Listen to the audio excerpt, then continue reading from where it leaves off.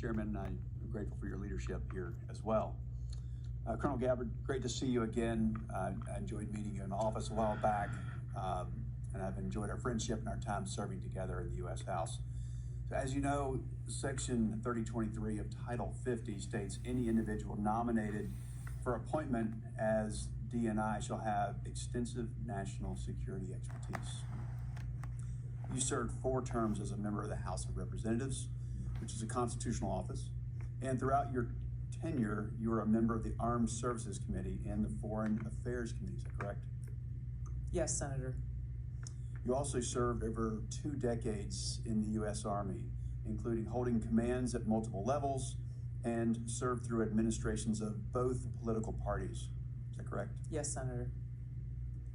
Throughout your time in the U.S. House and in the Army, you've been both a consumer of intelligence and a policymaker. How important is it for the intelligence community to provide timely, relevant, factual, and objective intelligence to policymakers? Senator, it is nothing less than a matter of our national security. Too often in the multitude of intelligence failures that our country has seen, that objective has not been met.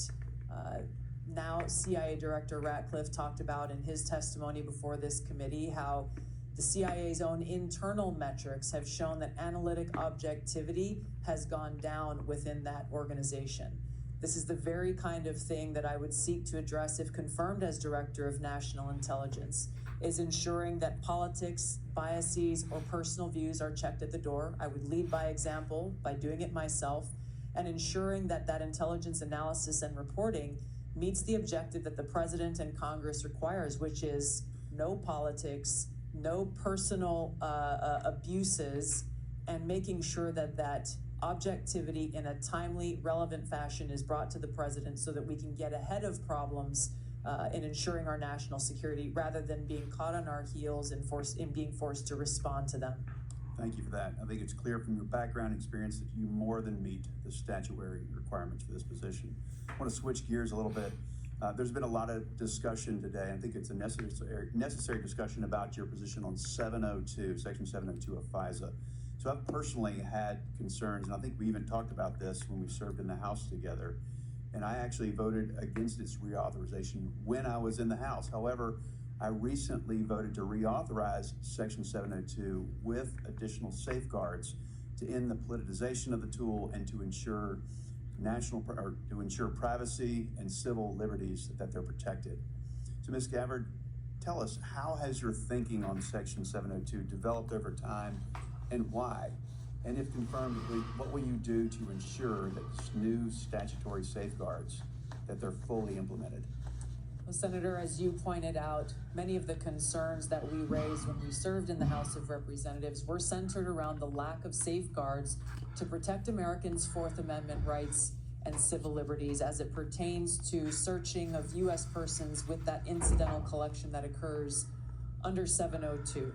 You and I both know and agree that the national security capability that is provided by Section 702 that enables this foreign surveillance on non-U.S. persons overseas is critical, period. My commitment is to make sure that our national security tools are maintained to fulfill that requirement while also protecting Americans' Fourth Amendment rights and protection against unlawful search and seizure. There are a number of those reforms that you referenced, such as the prohibition of abouts collection, which we brought up when we served in the House, making sure that 100% of U.S. persons by the FBI on this incidental collection are reviewed by the Attorney General herself. There are a number of other reforms that I believe strengthen significantly those safeguards, a number of them that I had worked to try to bring into place when I was in the House of Representatives.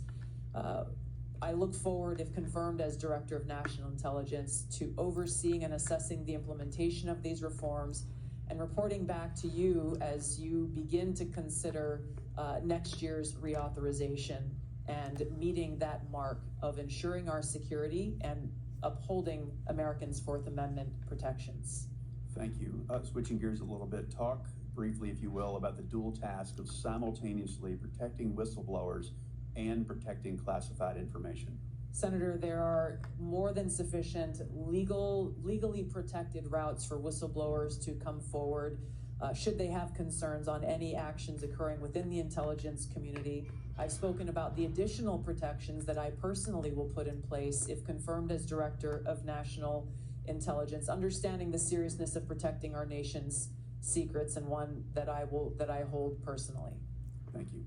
Thank you. Thank you, Senator Budd. I will recognize Senator Wicker, an ex officio member of our committee, which is Latin for so powerful a man, he can go to any committee he wants and ask questions anytime. I look at it differently, Mr. Chairman. I think what you're saying is that I'm the only non-voting member of this committee that's here at this hearing, and I've been at an Armed Services Committee hearing most of the morning. Let me ask about something that happened a long time ago, and something that's happening right now. Colonel Gabbard, I was a member of the House of Representatives on 9/11, 2001. As a matter of fact, I was at the Pentagon that very morning when the attacks happened. Where were you when 9/11? We all remember where we were. Yes, I was in Hawaii. There was a 5 or 6 hour time difference. And so when I woke up that morning, it was several hours, and I remember the first thing I saw in waking up was that horrific footage of those airplanes attacking the Twin Towers in New York City. And I think you obviously have read a lot about it during the 24 plus years since that, and most Americans have. There's a general consensus that there was a massive intelligence failure. This caught us all by surprise, even though the World Trade Center had been attacked earlier. Do you think stovepiping was a problem in our intelligence failure? There's no question about it, Senator. Oh, okay.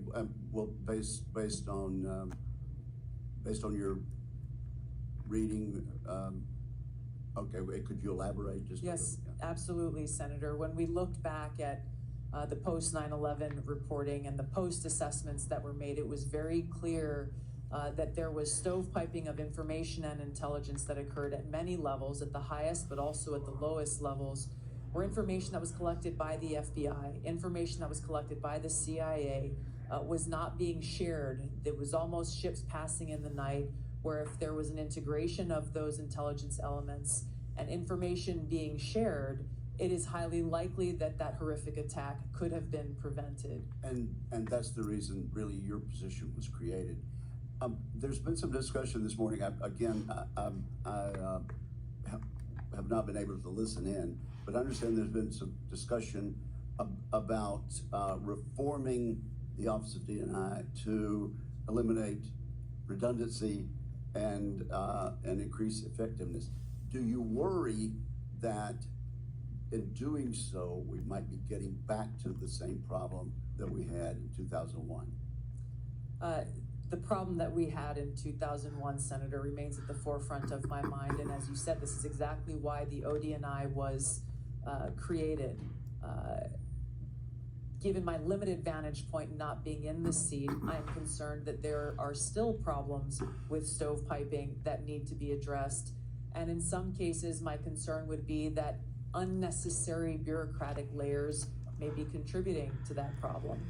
This is where coming in and being able to really take a fresh look, given my experience and my background, will be essential to making sure that the ODNI is accomplishing the reason why it was created in the first place. Okay, and I have a lot of suggestions about how to make the Department of Defense more efficient also. I would simply caution you before I move on to that other quick question, that as we are trying to eliminate overlaps, that we avoid getting back to the thing that created your agency to start with. Now, let me just ask about anomalous health incidents. I know you're not in the intelligence community yet, but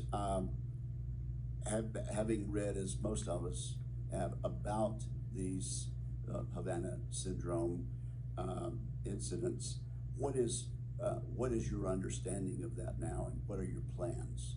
Yeah, Senator, thank you for this question. It's been deeply concerning throughout this period, from the first time this was discovered so long ago to where we are today, that the intelligence community still has failed to identify the source and the cause for Havana syndrome, as it's commonly known, even as many people who are in service are suffering the consequences of it. I look forward, if confirmed as Director of National Intelligence, to addressing this, of course, making sure that those who have been impacted are getting the care that they need and deserve, but getting to the truth behind how and why this has occurred. Are you saying that we're not any closer to understanding where these came from? Based on my understanding, there has not been any definitive reporting from the intelligence community on the source and the cause for these anomalous health incidents. Okay, well, perhaps you'd like to, I could follow up on the record. I'd look forward to that. I think there's some more public information that is recent about that. Thank you, ma'am. Thank you, Senator. Senator Wicker. As I acknowledged at the outset, it is the custom of this committee to allow a follow-up question for senators who remain present at the end of the regular 5-minute round of questions. I remember everyone, this is a follow-up question, not a 5-minute round. We will have Ms. Gabbard in a closed session where each of us will have yet another 5-minute round of questioning. Is there any senator who wishes to be recognized for a follow-up question? Senator White. Thank you very much. Ms. Gabbard, there was an area that I believe is still uncertain, and this is what my question is about. Earlier this week, the Trump administration illegally attempted to withhold federal funds from a broad range of organizations. I'm interested in knowing what you would do if President Trump told you to withhold congressionally approved funds from the Intelligence Community Inspector General. So my question is, if President Trump orders you to withhold appropriated funds from the Inspector General, will you refuse that illegal order? I don't believe for a second President Trump would ask me to do something that would break the law. That's not what I'm asking. I'm asking, if you are asked about an illegal order, what will you do? You can say, oh, it'll never happen. What will you do if you're dealing with an illegal order? My commitment has been and will be, if confirmed as Director of National Intelligence, to comply with the law. Are there, Senator White, you've actually asked 2 questions already. I'm not asking a question. You've asked 2 questions. I said there's 1 question about. Are there other senators who would like to follow up a question? Senator King. I'd like to follow up on my line of questioning about Edward Snowden and understand how you analyzed the facts leading up to your 2020